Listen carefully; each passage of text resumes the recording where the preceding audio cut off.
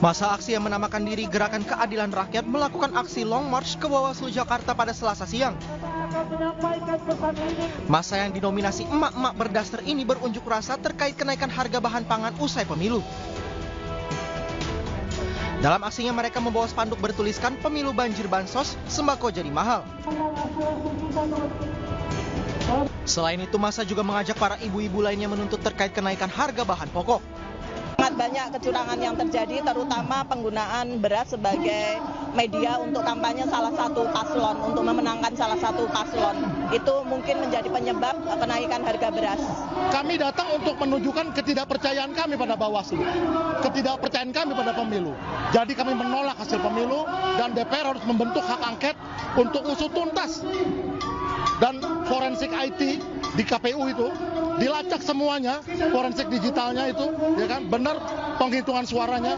Karena pihak Bawaslu pernah ngomong, Sirekap itu hanya alat bantu, bukan, tidak bisa menjadi ukuran untuk penghitungan suara. Akibat aksi ini sempat terjadi kemacetan di ruas Jalan MH Tamrin. Terkait hal itu, sejumlah personel kepolisian pun dikerahkan untuk mengamankan masa aksi. Dari Jakarta, tim liputan iNews melaporkan. Anda kembali di iNews Malam bersama saya Mirva Suri. Pemirsa, Hakim Pengadilan Jakarta Selatan menolak gugatan pra-peradilan yang dilayangkan oleh jurnalis senior Aiman Wicaksono. Putusan terkait gugatan pra-peradilan, penyitaan, serta akun sosial media ponsel milik Aiman untuk melindungi narasumber yang disita oleh penyidik kepolisian. Hakim Pengadilan Negeri Jakarta Selatan menolak gugatan pra-peradilan jurnalis senior Aiman Wicaksono di Pengadilan Negeri Jakarta Selatan. Hakim berkeyakinan bahwa penyitaan telepon genggam, kartu SIM, akun sosial media, dan email milik Aiman yang dilakukan termohon adalah sah dan sesuai prosedur. Demikian diputuskan pada hari Selasa tanggal 27 Februari 2024 oleh Delta Tamrama, Hakim Pengadilan Negeri Jakarta Selatan, dan diucapkan dalam sidang yang dinyatakan terbuka untuk umum pada hari dan tanggal itu juga oleh hakim tersebut dibantu oleh Wijianto, panitera pengganti, serta dihadiri kuasa pemohon dan kuasa termohon. Sementara kuasa hukum Aiman Wicaksono kecewa dengan putusan hakim dalam sidang pra-peradilan hari ini. Kuasa hukum menyebutkan tidak ada kaitannya akun media sosial dengan email Aiman dengan dugaan tindak pidana yang dipersangkakan. Kami sama sekali tidak melihat ada alasan-alasan hukum yang sahih untuk melakukan penyitaan berdasarkan pasal 38 KUHP. Dan kami juga melihat bahwa pihak kepolisian ya melakukan penyitaan yang eksesif, yang berlebihan. Ya.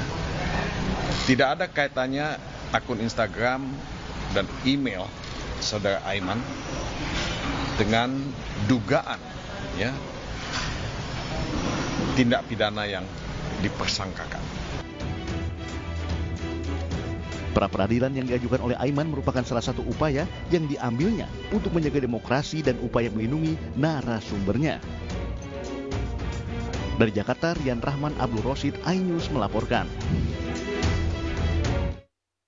Hakim Tunggal Pengadilan Negeri Jakarta Selatan mengabulkan gugatan pra-peradilan yang dilayangkan oleh Direktur PT Citra Lampia Mandiri Helmut Hermawan melawan KPK. Dengan dikabulkannya gugatan itu, status tersangka yang menjerat Helmut pun gugur.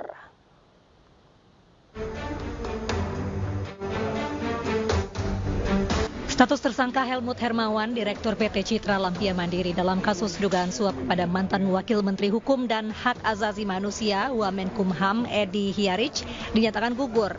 Gugatan dilayangkan lantaran Helmut tidak terima ditetapkan KPK sebagai tersangka suap terhadap Edi Hiarich.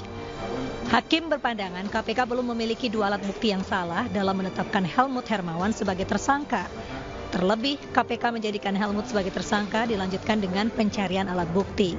Oleh karenanya, penetapan aku tidak mempunyai kekuatan hukum mengikat, menolak permohonan pemohon selain dan selebihnya menghukum termohon untuk membayar biaya perkara sejumlah nihil Teman-teman kita akan panggil Kabiro Hukum yang mewakili KPK di sana untuk menyampaikan apa argumen yang dalil yang dijadikan dasar pertimbangan putusan hakim dan apa yang selanjutnya akan kita ambil. Sementara pimpinan KPK akan memanggil Kepala Biro Hukum KPK karena kalah menghadapi pra-peradilan yang diajukan Helmut Hermawan. Dari Jakarta, Helmi Sajangbati, iNews melaporkan. Pemirsa, warganet menyoroti kejanggalan yang terjadi pada proses pemilu, termasuk banyaknya laporan suara yang hilang dalam aplikasi Sirekap. Dugaan kecurangan yang terjadi saat pemilu masih terjadi dan masih jadi tren perbincangan hangat di seluruh platform media sosial.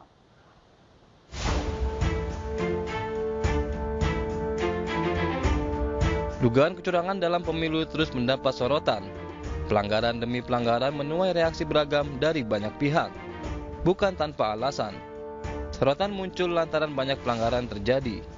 Indikasi pelanggaran terjadi sejak sebelum masa pencoblosan, mulai dari adanya intimidasi, intervensi, hingga aparat negara yang diduga tidak netral. Laporan pelanggaran juga datang saat pencoblosan digelar 14 Februari lalu. Modus yang terjadi beragam, di antaranya surat suara yang sudah tercoblos, tertukar, hingga hilang. Kejanggalan berlanjut hingga proses rekapitulasi suara di aplikasi Sirekap milik KPU. Dalam tampilan sistem informasi Sirekap, formulir C hasil suara Partai Perindo di sejumlah TPS tidak ditampilkan. Hasil sementara form C1 atau C hasil pemilu 2024 di Sirekap berubah-ubah. Diduga suara milik ratusan caleg dari Partai Perindo dalam aplikasi sistem rekapitulasi Sirekap hilang. Diduga ada pihak-pihak yang sengaja mengubah perolehan suara partai dan caleg untuk dialihkan ke partai dan caleg lainnya. Seluruh kejanggalan dan dugaan kecurangan yang terjadi memancing tren percakapan warganet. Analisis Drone Emprit menunjukkan pemberitaan soal isu kecurangan pemilu mendominasi percakapan di berbagai platform media sosial. Isu kecurangan yang menjadi perbincangan terbagi menjadi dua, yaitu sebelum dan setelah pencoblosan. Kecurangan sebelum pencoblosan meliputi intervensi politik, pelanggaran etika, dan penyalahgunaan wewenang di Mahkamah Konstitusi. Sementara kecurangan pasca pencoblosan berupa manipulasi suara di aplikasi Sirekap. Warganet dan masyarakat mendesak audit digital forensik segera dilakukan untuk mengungkap sengkarut pemilu 2024. Dari Jakarta, tim liputan iNews melaporkan.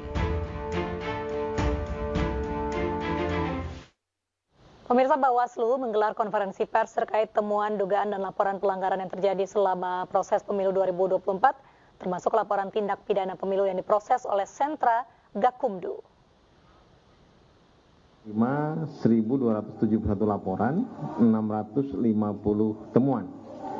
Ini terbagi atas pelanggaran administrasi, dugaan pelanggaran administrasi, dugaan tindak pidana pemilu, dugaan pelanggaran kode etik penyelenggara pemilu, dan juga dugaan pelanggaran hukum lainnya.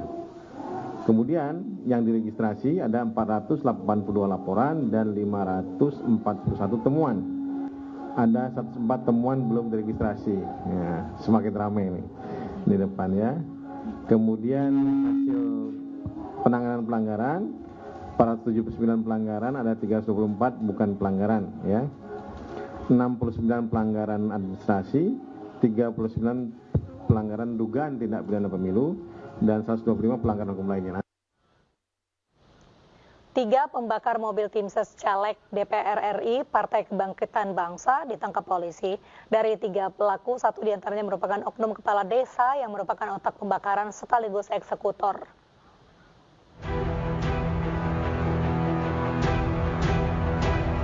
Inilah SAMA alias S, para pelaku pembakaran mobil tim sukses calon anggota legislatif DPR RI Partai Kebangkitan Bangsa, Neng Marhama Zulfa. Para pelaku berhasil ditangkap petugas gabungan Barreskrim Polda Jawa Barat bersama Satreskrim Polres Cianjur tanpa melakukan perlawanan. Dari 3 pelaku, 1 diantaranya, S merupakan oknum kepala desa di Kecamatan Cikalong Kulon, Cianjur, Jawa Barat yang merupakan otak pembakaran sekaligus eksekutor. Diketahui motif pelaku dilatar belakangi oleh salah satu pelaku yang merasa sakit hati oleh korban. Lantaran pada tahun 2019 lalu pernah menjadi tim ses pemenangan korban, namun pada pemilu 2024 kemarin, pelaku tidak digunakan lagi oleh korban karena ada permasalahan antara keduanya. Sehingga pelaku nekat membakar 2 unit mobil milik korban.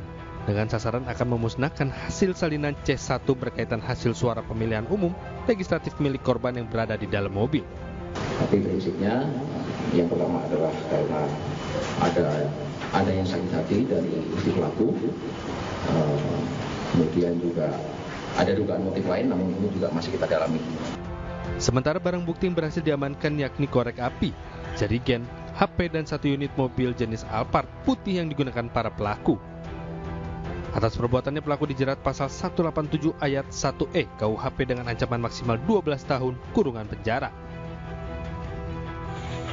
Diketahui sebelumnya viral di sosial media, video mobil milik salah satu tim sukses caleg DPR RI wilayah Jawa Barat 3 terbakar.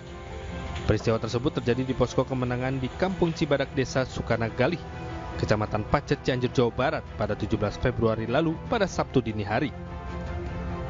Dari Cianjur, Jawa Barat, Muhammad Andi Ihsan, iNews melaporkan.